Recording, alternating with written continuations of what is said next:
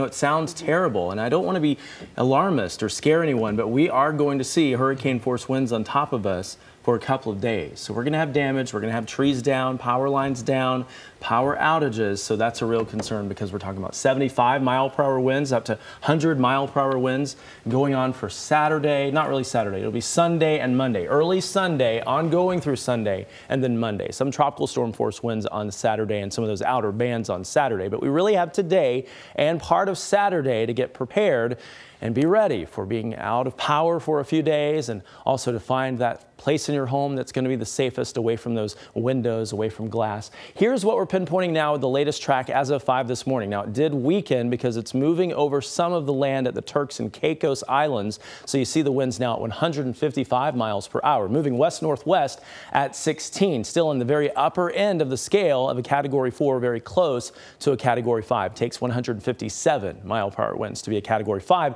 And I do think that could happen as we head into the next couple of days as this thing gets closer to landfall in these very warm waters south of Miami, there in the Florida Straits. We have temperatures near 90 degrees, and so that's jet fuel to strengthen this. The Hurricane Center is still saying it would be a Category 4 at landfall sometime early on Sunday morning around 3-4 o'clock, but I think it could be a Category 5. And because it will be so strong, it will take a while to weaken as it moves north right on top of us. Now, we look at the cone here. It could go either way, left or right here on the cone, but because the cone is really thinning out, getting more accurate, we do expect to see, even if this does move to one side of the cone or other, hurricane force winds on top of us. This is a Category 2 by Monday at 2 a.m. with winds at 105 miles per hour. Now on Twitter, I did have someone ask me to show Georgia. So here we go. We're going to show you the end of the pattern here. Likely weakening near Atlanta as a tropical storm on Tuesday. So if you're planning to travel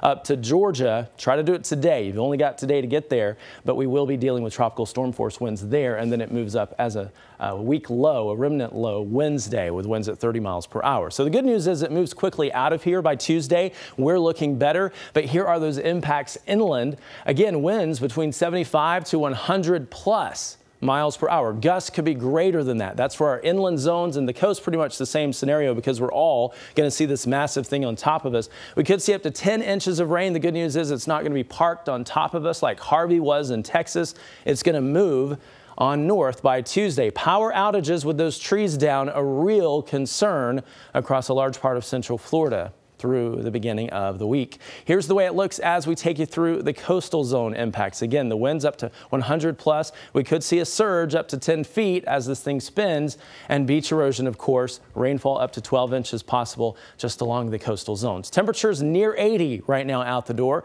There in Brevard County, the mid 80s. Here is a look at your hour-by-hour forecast. Your forecast brought to you by Fun Spot America. So today, not associated with Irma, we'll see a 60% coverage of rain and a high of 90. Those scattered showers and storms here and there pushing in and out like we saw yesterday. Highs today in the upper 80s along the coast, near 90 for inland areas, and stormy mainly after 2 o'clock.